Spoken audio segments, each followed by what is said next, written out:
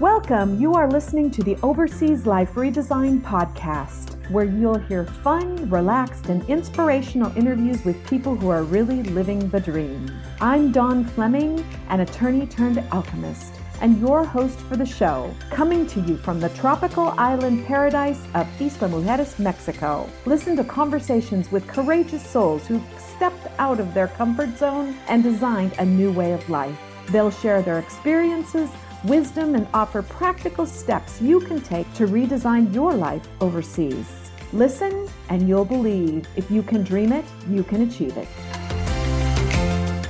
I am here with my friend Ruth Lacey, and she's a snowbird here in the wintertime, and home is in Vermont. And thank you for taking a few minutes to talk with me today. I'm glad to be here. So we were just chatting a little bit before we started the interview, and you were talking about your professional background and that you had all these different things in your background that you've done. And so kind of tell us a little bit about that. Okay. If we're going to start at college, my degree was in finance. So for the first couple of years out of college, I was a registered rep at Charles Schwab, so a stockbroker, but not selling as much as executing trades. So I did that for 2 years. And then because I am a child of the Silicon Valley in California, I ended up in a high-tech firm, a computer software company. And after 5 years with them, they transferred me to their European headquarters outside of London and worked there for a year, and then left that job and worked for a Dutch software company outside of Amsterdam for another year and a half.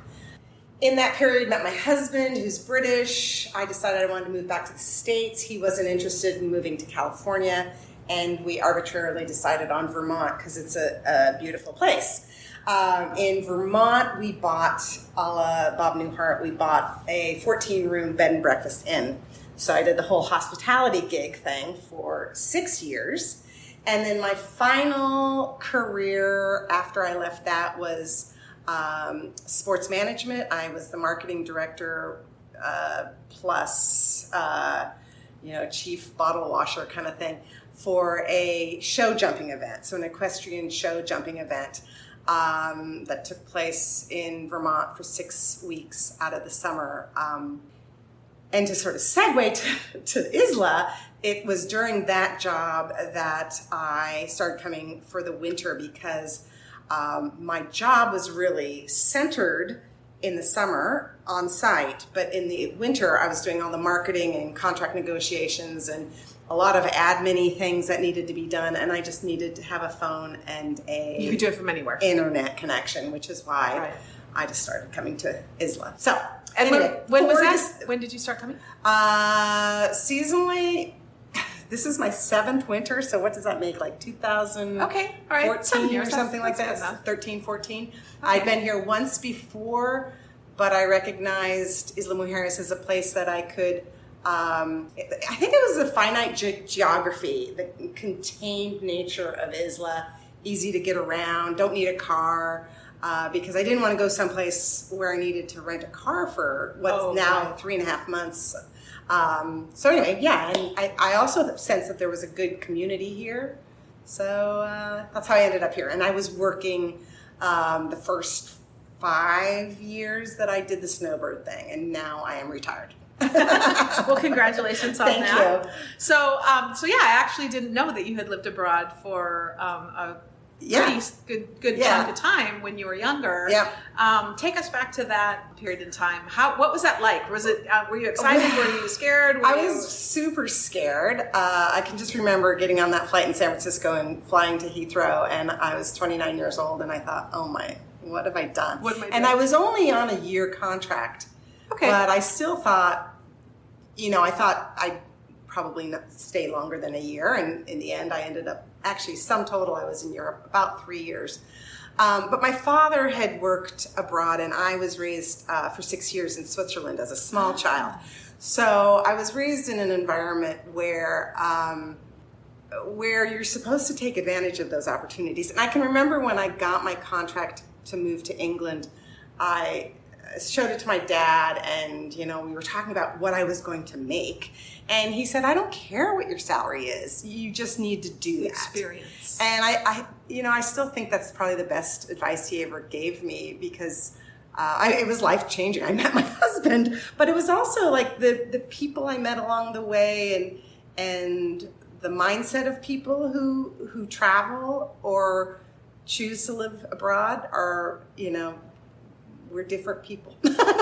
And I still actually had a friend visiting me on Isla last week, and she and I were fast friends during my year and a half in Amsterdam.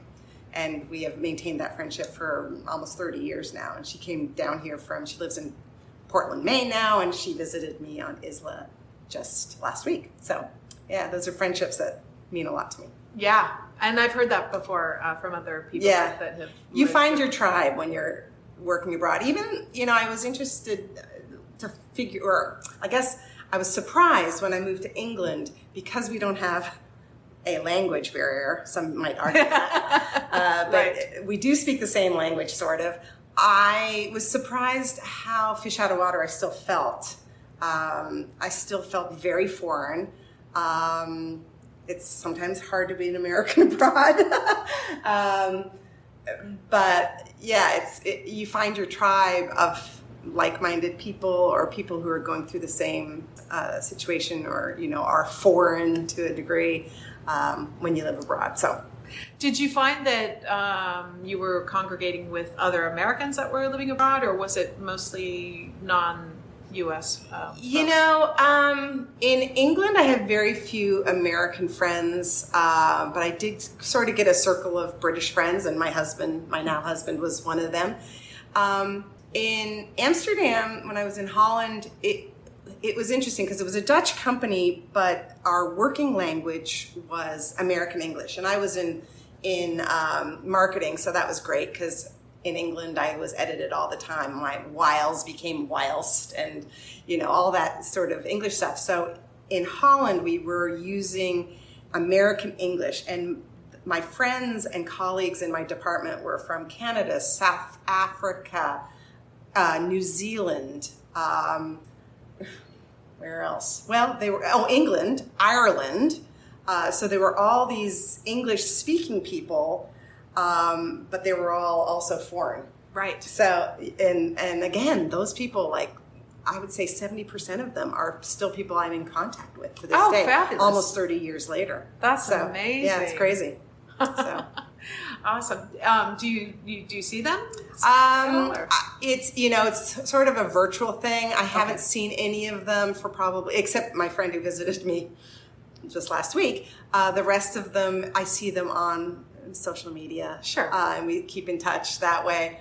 And so that's actually sort of interesting that maybe in another time those friendships or those relationships would have gone by the wayside, but because of technology, so, you get to stay in touch. Isn't that cool? We see their lives. So okay, so tell me about your husband now, because obviously he did an overseas life redesign. Yeah, he did.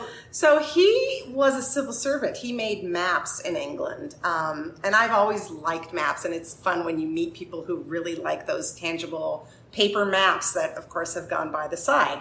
But there's still a strong contingent of people out there who love maps. So he worked, the only thing comparable in the U.S. might be the USGS, but not really. It was the mapping agency of Great Britain. And he had worked there 21 years when he and I fell in love and decided to get married.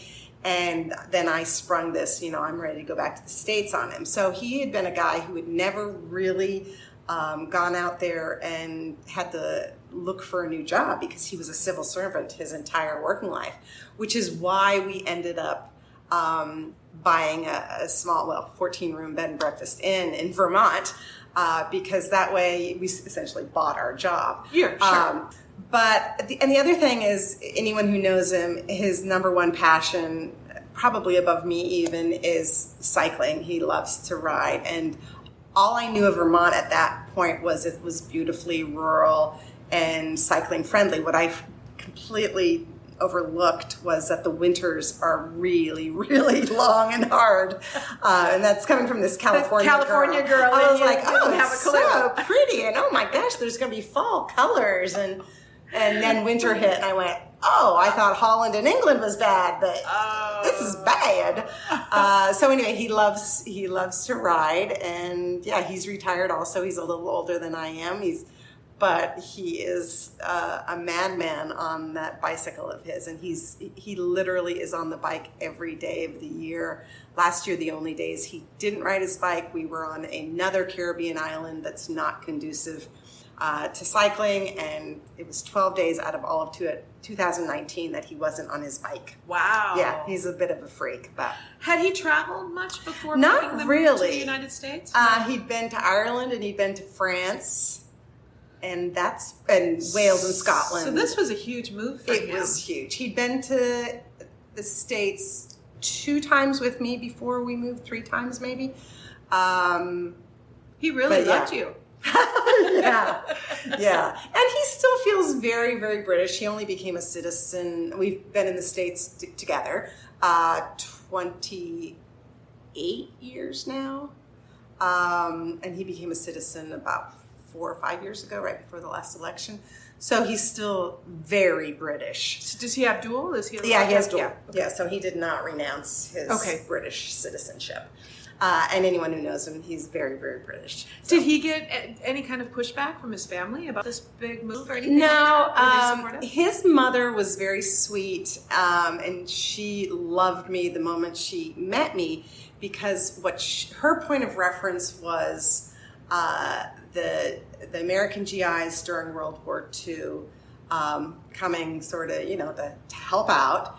And so she had romanticized the whole American thing. So she thought, like the minute she met me, all she wanted to tell me about was when she was a nurse during World War II, and she met, a bunch of American GIs. And so while she never visited us in Vermont, she was really, really very supportive, excited for Steve. And his father did visit us 2 or 3 times.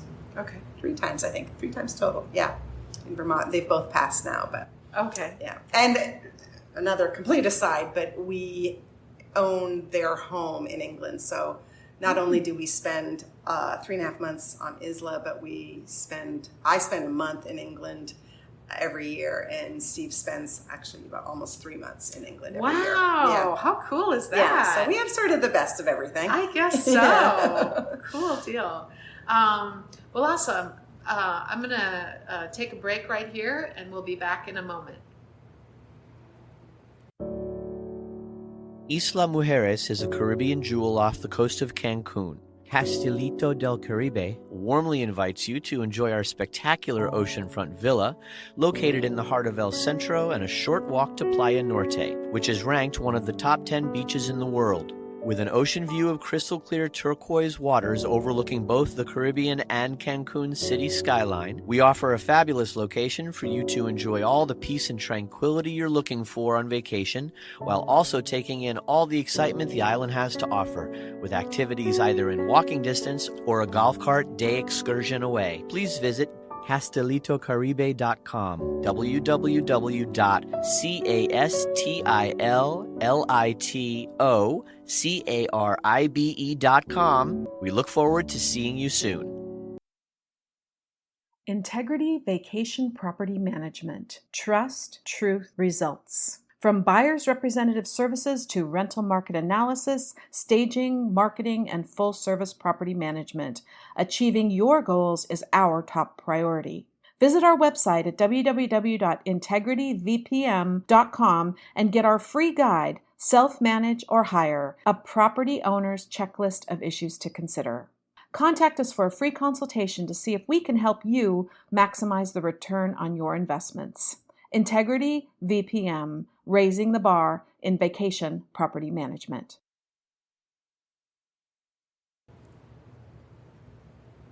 Okay, I'm back here with Ruth. All right, so wow, you got this amazing life. You've got Vermont beauty in the summertime, and you've got Isla here in the winter. And then when are you in England? So we always go in September, and that's just a bit of a habit, which is double-edged sword because September is great in Vermont also. And I tease Steve that my next husband's going to be from New Zealand because I want someone from the Southern Hemisphere because then I can visit their homeland during our winter. But yeah, so we always go in September, and we always take 1 week out of our time in England to go to somewhere, usually around the Mediterranean. We've been to Greece a handful of times, and Croatia and Italy, etc. So we like to travel in the fall a bit, or early fall. Yeah, right? so if you're based out of it's England, super easy. it's easy to go to those places. Yeah. Awesome. So we talked a little bit beforehand too about, one of the things people are interested in who are sort of fantasizing about this sort of lifestyle is like, gosh, how do you bankroll it? How do you afford to have a lifestyle like that? So can you give any insight on what you were how you were able to pull that off? The first thing, and we talked about this offline, is I have no children. So, Okay. I mean, bankrolling something is much more affordable when you aren't putting kids through college. Yeah. So that's one. And then Steve and I have always been frugal. My dad says I'm cheap. I like to say I'm value-oriented. Amen. And sometimes we take value-orientedness to sort of like a challenge, like, I'm sure we can do this a more inexpensive way. I mean, one of the things that's nice about Isla is it can still be quite affordable. I'm here 3.5 months. It doesn't cost too much to be here, and I'm not heating my house in Vermont as much. I'm not driving a car. There's a whole slew of things I'm not doing back home that offset the expense of being here. We're also in a position where we've paid off our mortgage, so we have no mortgage at home. So that helps. And then going back to my very first job, I've always been a very, very active investor in the stock market. So I've rolled through all the ups and downs, and so far so good. And then, so the bed and breakfast, you bought that. You had the resources to basically purchase that business. Well, and how long did you have that? We had that, and we always get a laugh out of this, but we had it 6 years and 2 weeks. And that speaks to, like, it's a lot of work. I mean, it was not cerebral work. I found it very easy. The marketing, the admin of it, Steve did all. You seem like you would enjoy the people too. I did, and Steve teases me that I knew, like, not just the names of all the kids of our guests, but I knew that they had a dog and 2 cats at home, and then the next time we'd see them, I'd know all that. And actually, when you're in the hospitality business, the joy of hospitality is when you start getting those repeat guests and you have a relationship. I found it very difficult initially, and we are in a ski resort town. And so you start seeing people back every year, and you build relationships, and that's the fun part. And now I forget what the question was. Oh, we're just talking about you bought the business. Yeah. Oh, well, that was quite honestly, I sold my post-war 900 square foot house in the Silicon Valley and parlayed it into a 14,000 square foot bed and breakfast in beautiful rural Vermont. So you invested well in California. Yeah. I mean, I bought my first house when I was 24 with a boyfriend of mine. I really think homeownership is the foundation of all of your personal finances. It's actually one of my fears for today's youth is, like, especially in a place like the San Francisco Bay Area, it's just incredibly difficult, and I worry for the youth. Yeah. But and at the time, and I suppose to a certain extent still now, real estate in Vermont was super affordable. So we did buy a bank-owned property. The prior people had just walked off the property. The bed and breakfast? Yeah. Oh, wow. And we're not exactly sure what they paid, but we think we picked it up for less than half of what they had paid for it, like something like 4 or 5 years earlier. So, timing had a lot to do with it? Timing was good. I also did really thorough financial analysis on every property that I looked at. And in that world, people buy into a dream and they don't sort of run numbers. I've noticed that. Yeah, they're like they just want the dream. Well, it's a lot of hard work. You're going to be changing beds and cleaning toilets and stuff. But I ran numbers on all of them, and it was the fact that this was bank owned, and it was a bit of a fire sale, if you will. Sure. That it was the numbers worked. The absolute only property where the numbers worked. And when we bought it from the bank, they held money in escrow in case we also went under, and they wanted to see financial statements every quarter.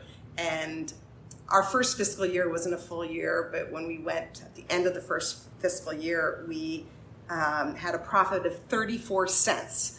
That's not 34%, 34 cents. And the bank manager, who was responsible for commercial lending, was ecstatic because your first year, you typically don't. Yeah, we were making some money. You know, he didn't want to own the building again. Right. So you weren't in the red. So he was happy. Yeah, and we were every single year we were in the black. And although we didn't make tons of money, in the end it was the gains came in the real estate sale in the end. But we lived off that business. Paid the heat, paid all your that bills because we lived on property. So everything. Yeah, so that was sort of a weird. That was a career that I never saw coming. Did you really think that out? That was obviously, I mean, if you looked at a lot of different properties, was that really the plan? Was let's go buy a bed and breakfast, or were you just open to other businesses? No, that was the only business we were looking at. Okay. I think I figured I could do it. It's not rocket science. You be nice to people. You serve them a good breakfast. You give them a clean environment. You communicate via confirmations. And that was back in the olden days when I'd put confirmations in the mail. And I can remember 4 years in, we got a website. Right. But now it was before everyone has to weigh in and review you on everything. And I'm really glad I'm not in that business now. Yeah. Because I don't want that. Yeah, there's some pressure there for sure. Yeah. But that's why we like the repeat guests. Yeah. Because they're happy. And the expectations are set. Yes, exactly. And I also think some businesses make a big error in setting high expectations. Yes. Set realistic expectations and then over deliver. It's like absolutely business 101, people. Yes, for sure. It's just So anyway. But it was an interesting time of year. And we're still in the same community, even though we sold that, it's 22 years ago. We sold the property. And is it still running as a bed and breakfast? There are 3 sets of owners from us. And they're actually, you'd be interested, they're lawyers from LA. See?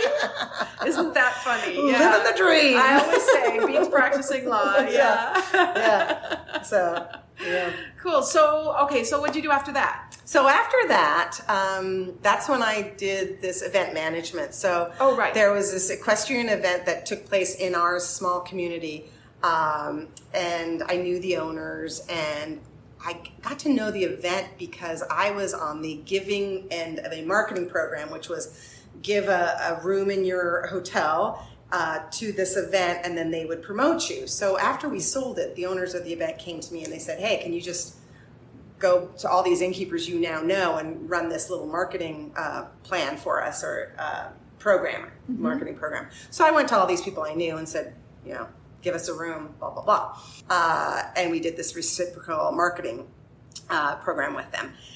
And then that morphed into more responsibilities every year. And in the end, I didn't have the title. I had the title of marketing director, but I was essentially the executive director of this event, which is the largest sporting event in the state of Vermont. No kidding. Based on prize money. The event took place over 6 weeks every summer. We gave away $1.5 million in prize money. It was a private company, but it's a multi-million-dollar business, and no one, people are like, whatever, it's a little dog and pony show. Right. It was a big deal. It was a big deal in Vermont. Yeah. So I did that until 2.5 years ago when I finally decided I was ready to. Well, you must have enjoyed it. I did. Again, that was an annual event. I liked the cyclical nature of the relationships I had. As it happens, even to this day, some of my guests were in guests from the event in our town, and then once I started working for the event, we sort of morphed into like having a new and different relationship. But the same people. It's pretty funny. Yeah. Interesting. Well, cool. Yeah. Awesome. Was there anything I haven't asked you that you care to share about the lifestyle that you've been blessed to live, and any parting words of wisdom that you want to? Well, I guess, don't be afraid. Just do it. I mean, I am really happy, like when you describe me as a snowbird, I'm really happy that I'm not in Arizona or Florida. No offense to those, but I enjoy the fact that we're in a place that has a different culture. And yeah, just I enjoy my time in Mexico. I love the Mexican people. Well, you travel while you're here too. A little bit. Not enough. I need to explore more of Mexico, actually. But I know one thing I would love for you to share, if you're willing, is you want to talk a little bit about your mission work? Yeah. So last year, this month, while I was on Isla, I went on a medical mission to Guatemala. And I went after two of my lifelong friends, both of whom are MDs, had been going for years, and they suggested to me and some other of our friends that there were non-medical jobs. And one of the things that I love about being retired is that there's always times available to you to do something good for humanity. So last March, I went on my first medical mission to Guatemala. I was a pharmacy assistant, which just basically means I looked at the scripts and I was like, do I have to count in Spanish? Uno, dos, tres. But actually everything was already sort of pre-counted. So unless a script was a little bit unusual, you didn't even have to do that. You just have to grab the right script or the right drug. And I worked for real pharmacists who a couple of times were like, Ruth, grab the such and such, and we needed the such and such. And, these are life and death situations. Right. But I had a great time, and much like the people of Mexico, the Guatemalans are proud and kind and beautiful, and where we were incredibly poor and didn't have access to medical care. So anyway, I've signed up to do another week, and this year we're going in November, and we're going to a different region in Guatemala, so I'm excited about that.